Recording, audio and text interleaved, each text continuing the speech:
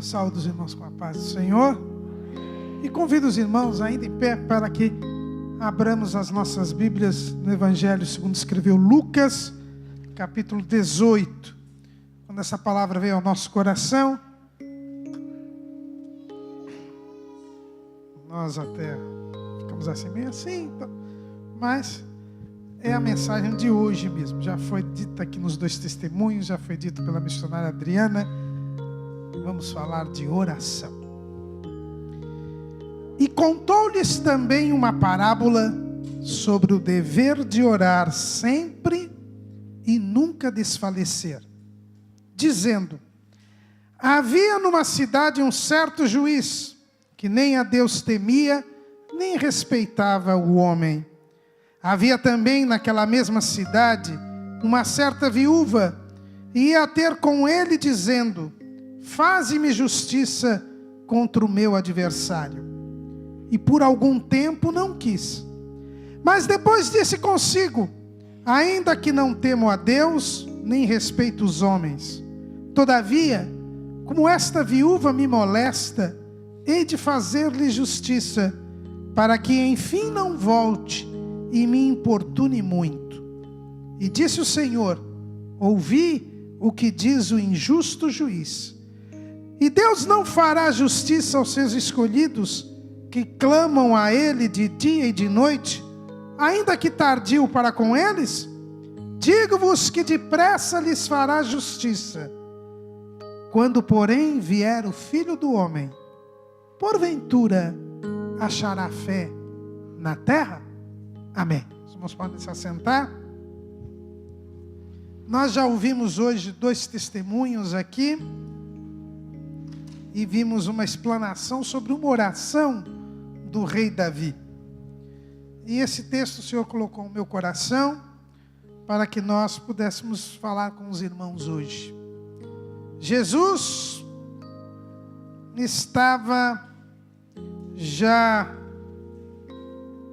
se aproximando do final do seu ministério. Ele já encaminhava, e Lucas, ele,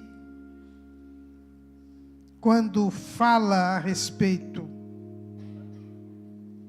do ministério de Jesus no seu evangelho, ele coloca os fatos que se deram na Galileia, depois os fatos que se deram na Pérea, e por fim os fatos que se deram na Judeia, como Jesus saindo ali de Nazaré para ser batizado por João e iniciar seu ministério público, até ir a Jerusalém, onde ele entrega a sua vida por nós. Nós sabemos que ele ia a Jerusalém durante o ministério, nas festas obrigatórias, mas Lucas coloca esse pano de fundo. E quando ele conta esta parábola, ele já estava se encaminhando para Jerusalém. E no momento com seus discípulos, ele conta esta parábola. E Lucas, que foi o evangelista que mais parábolas registrou de Jesus, e ele registrou, foi o discípulo que mais registrou parábolas de Jesus. Por quê? Porque Lucas, ele escreveu o seu evangelho voltado para os gregos. O público-alvo de Lucas eram os gregos. E os gregos, nós lemos lá em 1 Coríntios, capítulo 1, versículo 22, qual era a característica dos gregos. Paulo diz assim: porque os judeus pedem sinal, e os gregos buscam sabedoria. Na cultura grega, a sabedoria era essencial.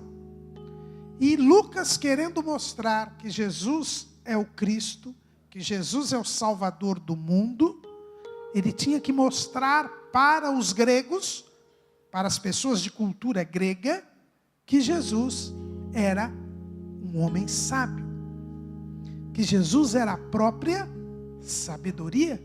Os gregos jamais acreditariam, creriam que Jesus era o homem perfeito que Lucas mostra no seu evangelho, se ele não fosse sábio. E é por isso que Lucas é o que mais registra parábolas.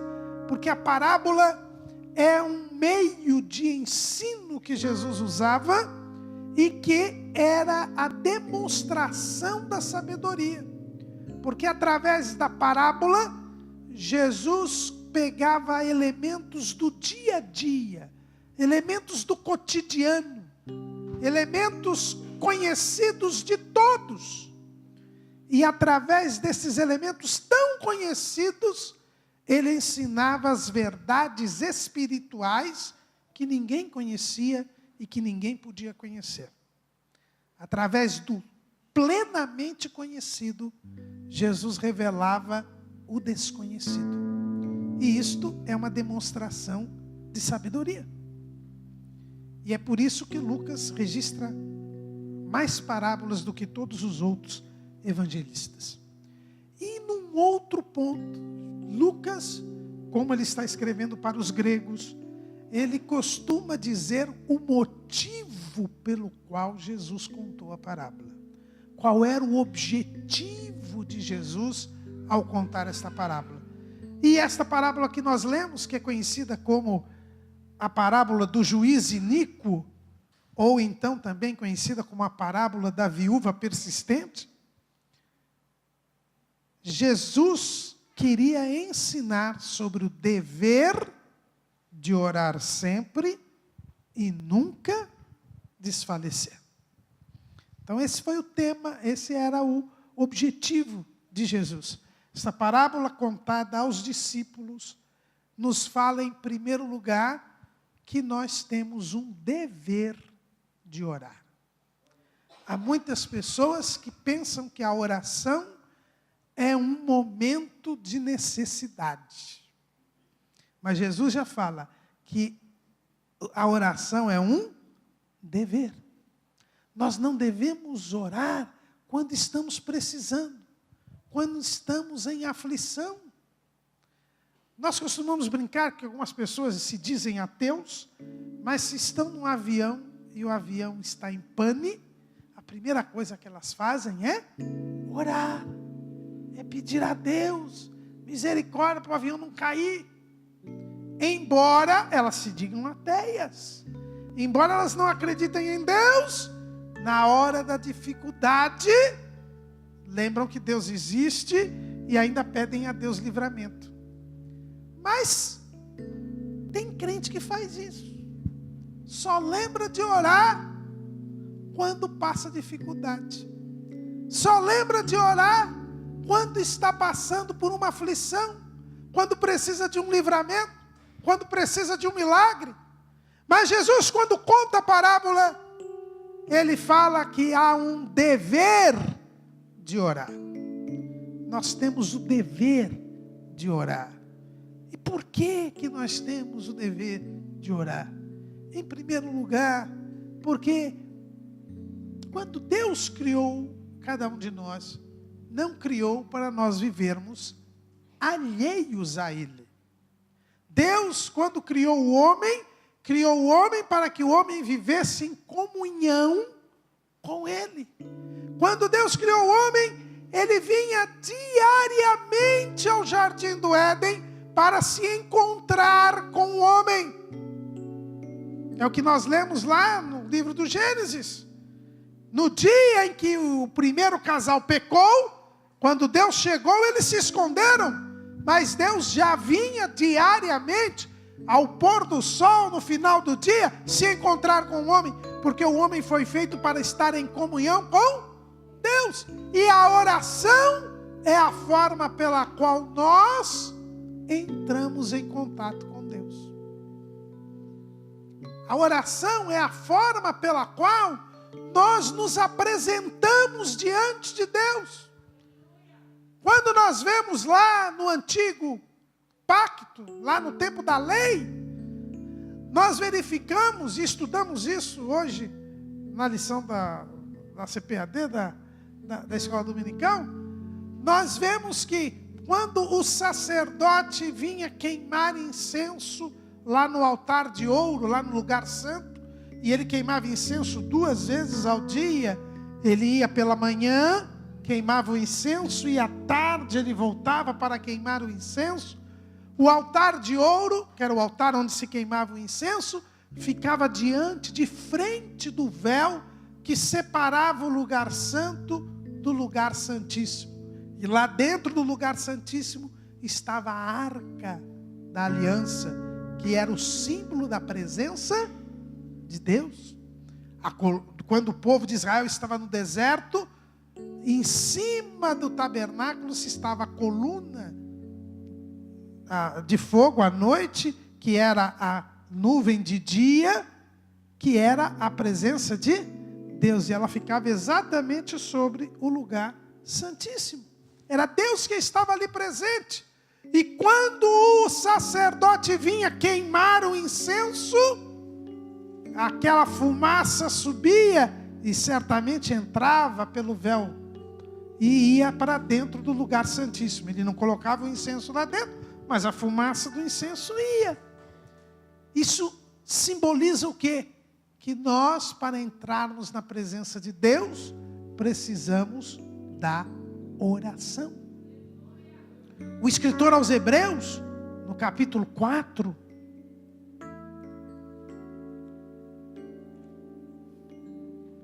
Hebreus capítulo 4, no versículo 16, ele diz assim: cheguemos, pois, com confiança ao trono da graça, para que possamos alcançar misericórdia e achar graça, a fim de sermos ajudados em tempo oportuno.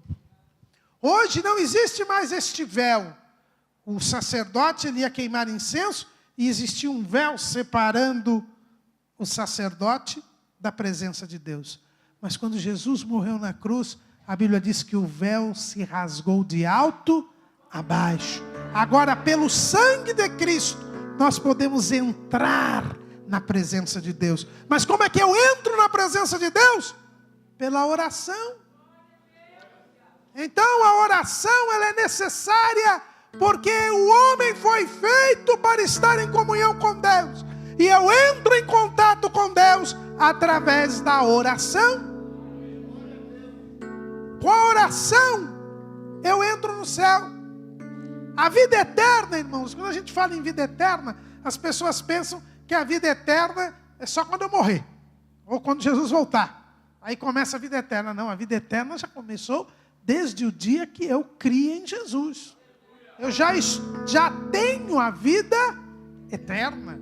O versículo áureo, texto áureo da Bíblia, diz: porque Deus amou o mundo de tal maneira que deu o seu Filho unigênito, para que todo aquele que nele crê não pereça, mas tenha a vida eterna. Quem crê em Jesus já tem a vida eterna. Jesus disse: quem crê em mim passou da morte para a vida.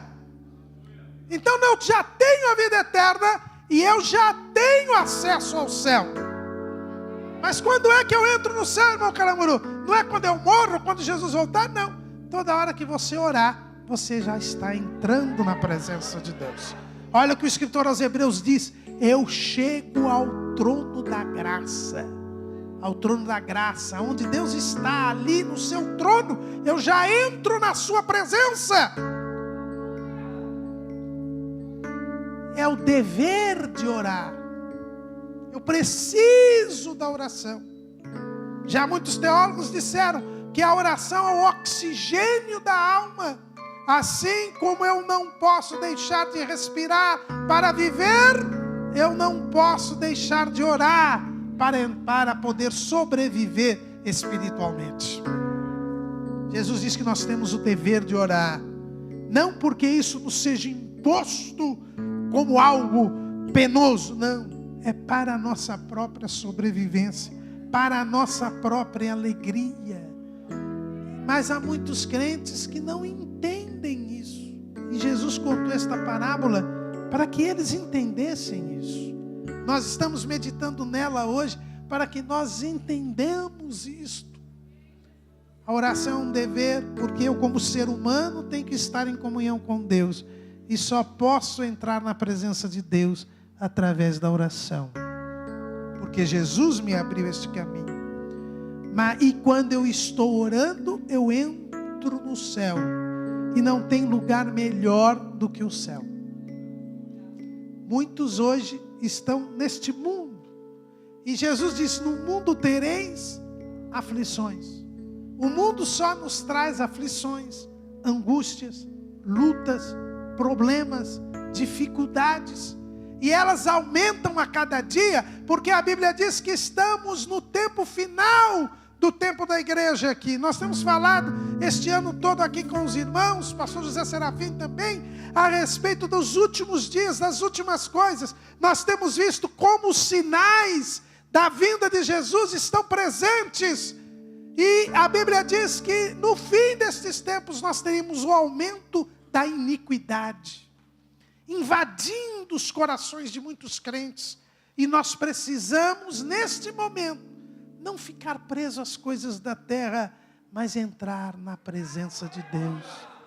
A oração também é o lugar onde nós nos encontramos com Deus, é o lugar onde nós escapamos das angústias, dificuldades e tribulações desta vida. Há muitas pessoas que não conseguem entender isso. Você poderia ter momentos melhores, poderia ter menos sofrimento, menos luta, menos dor, se orasse mais. Porque os tempos em que você está orando, você está nos lugares celestiais em Cristo, recebendo todas as bênçãos espirituais, livre da tribulação, da luta, do problema e da dificuldade que tanto nos aflige. Mas, irmão Caramuru, então quer dizer que o crente escapa quando vai orar? Escapa sim. Escapa sim. Não totalmente, porque estamos ainda neste mundo, mas somos fortalecidos, recebemos a presença de Deus e temos mais ânimo para prosseguir. E precisamos prosseguir, porque a Bíblia diz que só será salvo aquele que perseverar até o fim. Nós temos o dever de orar sempre, mas este dever só nos traz benefícios. Este dever só nos anima a prosseguir a nossa jornada. É um dever. E nós devemos orar, disse Jesus, orar sempre. Não é nos momentos de dificuldade, não é nas aflições, não é nas dificuldades. Nós temos de orar sempre. A missionária Adriana falou aqui sobre a oração de Davi. E é interessante, uns anos atrás, quando nós tivemos um trimestre da escola dominical sobre Davi, nós tivemos que estudar a vida de Davi, e eu percebi algo interessante, que pouca gente fala, mas que está na palavra de Deus. A Bíblia diz que Davi, já envelhecido, adoentado, estava de cama. Arrumaram até uma mocinha para esquentá-lo, não é? E a mocinha só o esquentou, porque ele também já não conseguia mais nada. Ele que tinha tantas mulheres, né? Já estava velho, cansado. E Adonias, o seu filho, percebendo aquela situação, se adiantou para reinar. E a Bíblia diz que ele até se declarou rei, mas aí veio Batseba, veio Natã, veio Zadok conversar com Davi, e todos iam ao quarto de Davi conversar com ele. Sinal que ele estava de cama, não levantava mais. E Davi mandou então que ungisse Salomão. E o sumo sacerdote Zadok foi, saiu, Natã o acompanhou e ele foi ungido rei. O povo seguiu a orientação de Davi e Salomão ficou sendo rei. Adonias não deu certo o plano dele. Mas que interessante, depois que Davi é ungido rei, Salomão é ungido rei, Davi fica bom.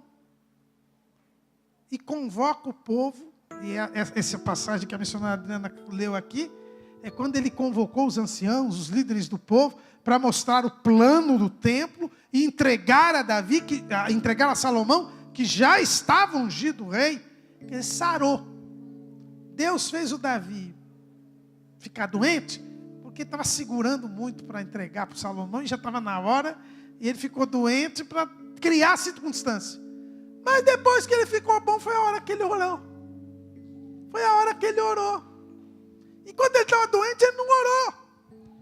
Mas agora que ele estava bem, aí ele ora a Deus, já doa todo o seu patrimônio para a construção do templo, e ele ora a Deus, como a missionária Adriana falou aqui, de todo o valor da oração de Davi, a nos ensinar que a oração não é só no momento da dificuldade. Depois que veio a bênção que ele sarou, ele orou agradecendo a Deus.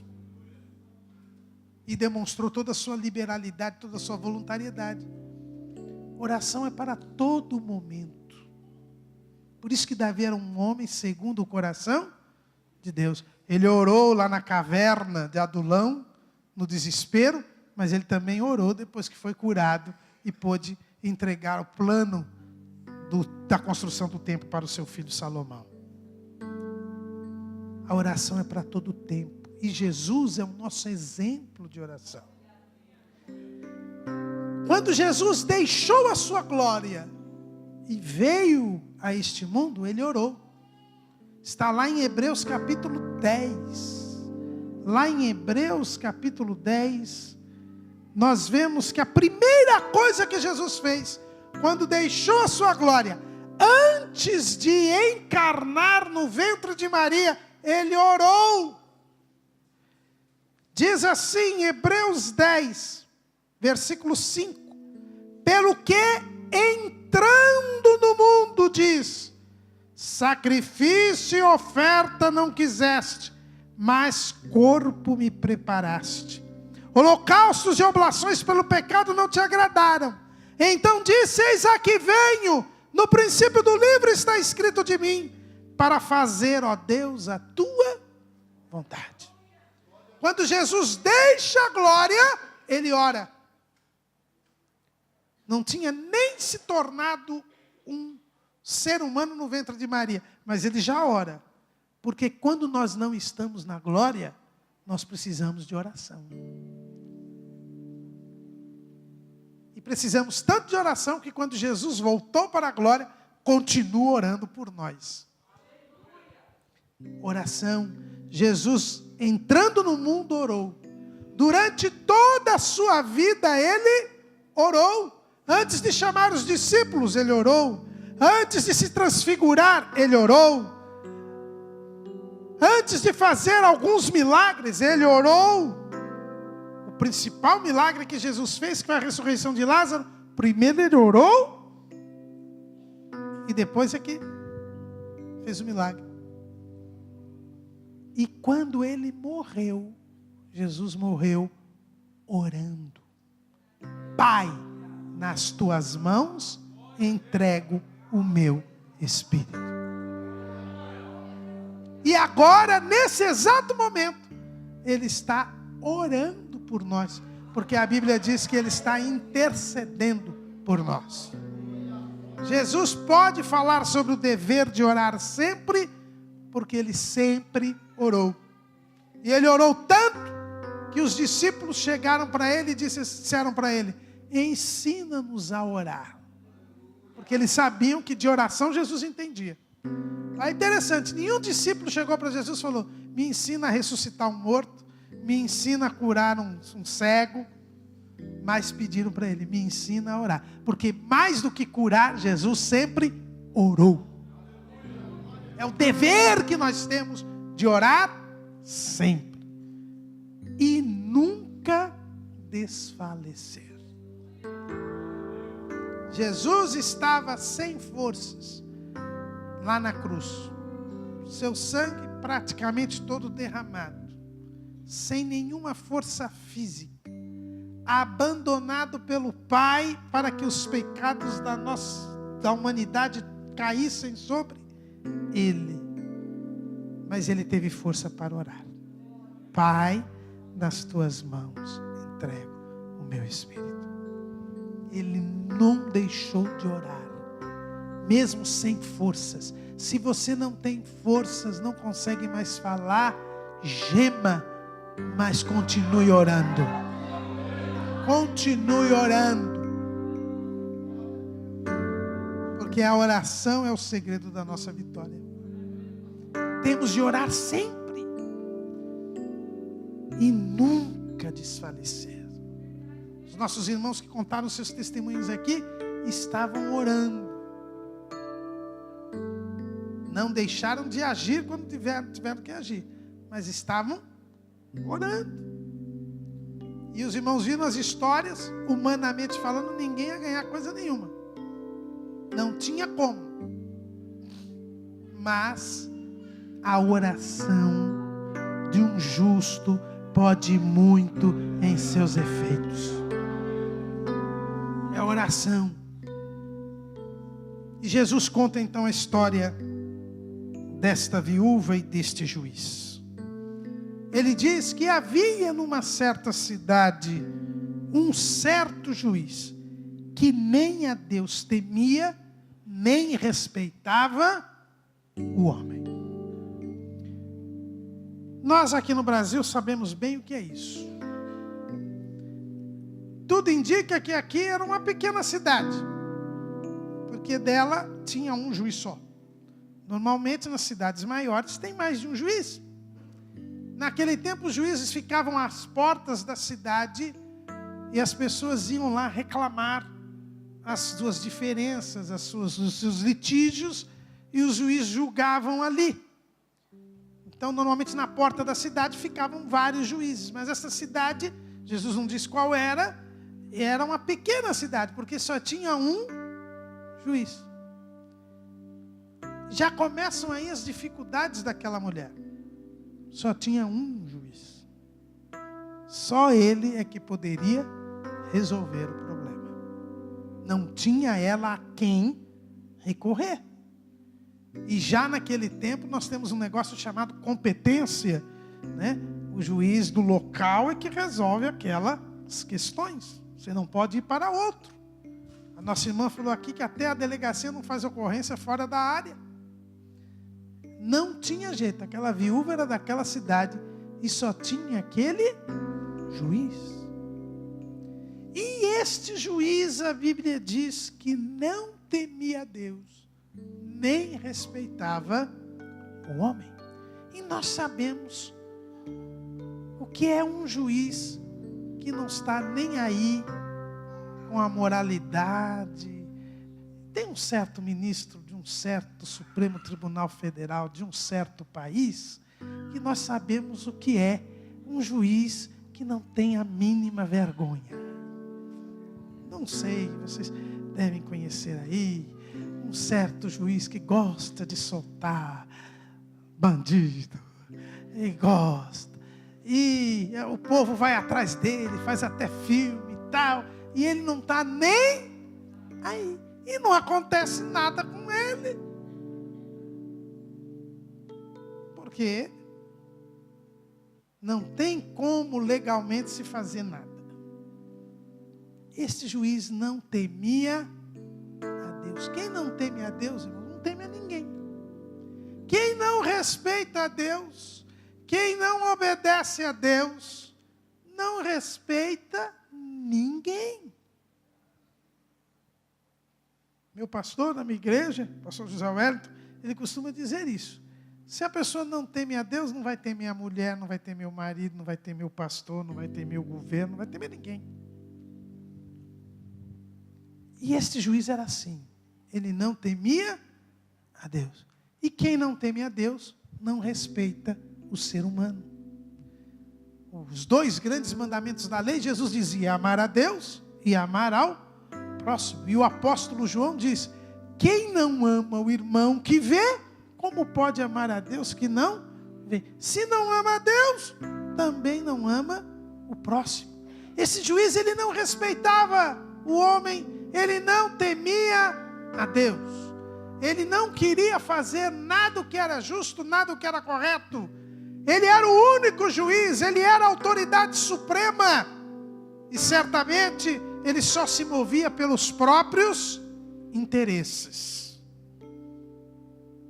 E nós sabemos pela palavra de Deus que um dos grandes problemas dos juízes que não são justos, que não são tementes a Deus, é que eles têm uma mercadoria muito valiosa, que é a sentença.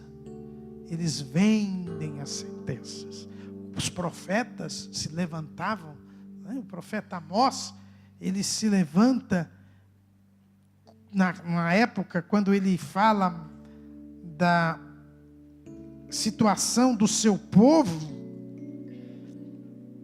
e ele diz com muita propriedade, não sei se eu lembro aqui agora, mas ele fala assim, lá no capítulo 5 de Amós, versículo 7, ele diz assim: vós que converteis o juízo em alosna e deitais por terra a justiça. Lá no capítulo 2, no versículo 6 ainda de Amós, ele diz assim: assim diz o Senhor, por 3 transgressões de Israel e por 4, não retirarei o castigo, porque vendem o justo por dinheiro e o necessitado por um par de sapatos. O profeta Miqueias também fala dessa situação. Lá no capítulo 3 de Miqueias, no versículo 11, ele diz assim: os seus chefes dão as sentenças por presentes, e os seus sacerdotes ensinam por interesse, e os seus profetas adivinham por dinheiro, e ainda se encostam ao Senhor dizendo: não está o Senhor no meio de nós? Nenhum mal nos sobrevirá. Vender sentenças é a grande arma do juiz interesseiro, do juiz que não teme a Deus e nem respeita o homem. Era esta situação naquela cidade. Todos sabiam, esse juiz não quer fazer justiça. Para ter algum jeito com esse juiz, é despertar o seu interesse. Mas a outra personagem da parábola é uma viúva. E a viúva é o símbolo da pessoa desamparada, da pessoa necessitada. Precisou um dia Deus falar, através do profeta, que ele era o pai dos órfãos e quem cuidava das viúvas. A própria lei de Moisés dizia que aquilo que fosse colhido e caísse no chão, não era para ser apanhado, para que os pobres e as viúvas pudessem recolher para sobreviver. Ser viúva, naquele tempo, era uma desgraça, uma tragédia. Por quê? Porque as mulheres não estavam no mercado de trabalho naquele tempo. Elas trabalhavam muito, mas não estavam no mercado de trabalho. Quando uma mulher se casava com alguém, aquele alguém aqui a sustentava. E se esse alguém morresse, ela não tinha quem a sustentasse. Lembram da aflição daquela viúva lá de Naim? Ela era viúva e tinha perdido o seu único filho. E toda a cidade chorava com ela quando Jesus vem e ressuscita o menino. Porque se não ressuscitasse o menino, a mulher não tinha como viver. Essa aqui é a verdade. Porque ela era viúva. E essa aqui era viúva. Não tinha nada, era pobre. Não tinha como sobreviver. Não tinha quem a amparasse. E para complicar a situação, tinha um adversário. Tinha alguém que a estava prejudicando, que estava contra ela. Alguém que ia piorar a situação dela, que já era crítica. sem amparo, sem dinheiro. E um juiz que só vendia sentenças. E ela precisava da justiça para resolver o seu problema. Mas ela sabia, como todo mundo na cidade sabia, porque a cidade era pequena, todo mundo sabia. Esse juiz não quer saber de fazer justiça. Todos já conheciam as sentenças deste juiz. Já sabiam que eram sentenças injustas. E Jesus disse que ele fazia questão de não fazer justiça. Mas aquela viúva só tinha aquele juiz para resolver o problema dela. E ela então começou a ir pedir para o juiz. Chegar à porta da cidade e pedir: faz justiça contra o meu adversário. Certamente, o juiz, muitas vezes, devia zombar dela, rir dela. Esse certo ministro deste certo país aí, vocês veem a cara que ele faz quando vão falar para ele: o senhor está fazendo isso? Ele dá risada, né? Era mais ou menos o que o juiz fazia. E quantas vezes esta viúva nem se aproximar do juiz conseguia? Porque ela já o conhecia, e ele também a ela. Quantas vezes alguém, querendo agradar o juiz, para que ele fizesse justiça no caso dele, impedia a mulher de ir, impedia a mulher de falar, criava algum problema. E era impune, porque aquela mulher era da ralé da sociedade. Aquela mulher era desprezada, nada tinha a oferecer. Mas ela continuava insistindo: faz justiça contra o meu adversário. Ela sabia que o direito estava do lado dela, que a lei estava do lado dela, que ela era correta e que ele, como juiz, deveria cumprir a justiça. Quantas vezes talvez alguém não tenha falado para aquela mulher: esquece isso, você tem algum dinheiro? Você tem como pagar a sentença? Não tem. Você já sabe que ele não faz. Olha como ele julgou aquele caso, olha como ele julgou aquele outro, olha como ele julgou aquele outro. Olha aquela pessoa que tinha até posses, não conseguiu fazer justiça, e você acha que ele vai fazer justiça contra você? E as pessoas estavam certas, porque não havia perspectiva de justiça naquela cidade. Mas ela continuava dizendo: faz justiça contra o meu adversário.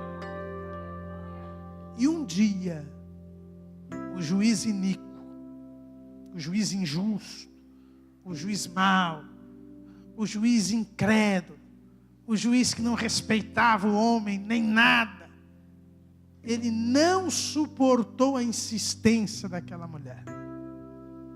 Ele diz: embora eu não queira fazer justiça, eu continuo ruim, eu continuo mal, mas eu não aguento mais essa insistência. Não aguento mais, não suporto mais isso.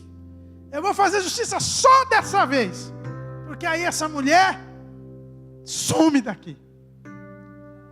E ele fez justiça para ela.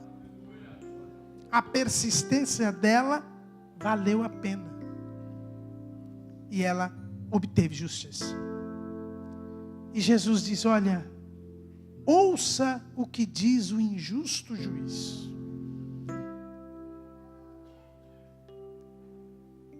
Se o injusto juiz não suportou a perseverança, a insistência daquela viúva, sendo mau, não querendo fazer justiça, não temendo a Deus, nem respeitando o homem, os irmãos acham que Deus, que é o reto e supremo juiz, que é o juiz de toda a terra, foi assim que o chamou Abraão, e Abraão é o amigo de Deus, é alguém que conhece Deus.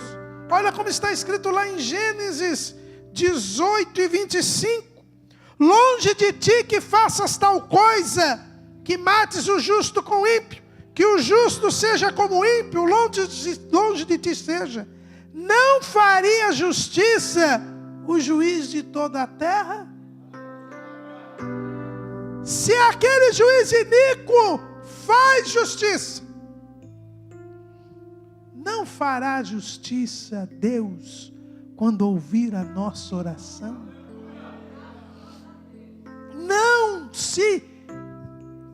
O Senhor não se compadecerá das nossas necessidades, das nossas dificuldades, das nossas aflições, das nossas angústias, sendo o Deus de amor, o Deus de justiça, o Deus que se fez homem e morreu por mim e por você, lá na cruz do Calvário, provando o seu amor para conosco. Deus não é insensível, irmãos. Não. Se até um juiz iníquo faz justiça, o nosso Deus também fará. E Deus sabe o que é bom para nós. E Deus sabe o que nós precisamos. E Deus não quer o nosso mal. Deus também não quer o nosso sofrimento. Ele quer o nosso crescimento. Ele quer a nossa salvação. Ele quer o nosso aperfeiçoamento.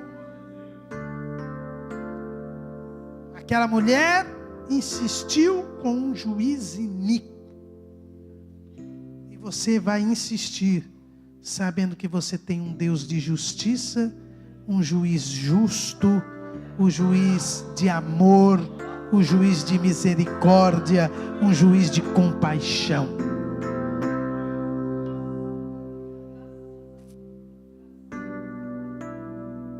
Mas Jesus diz assim: quando o Filho do Homem vier, porventura achará fé na terra?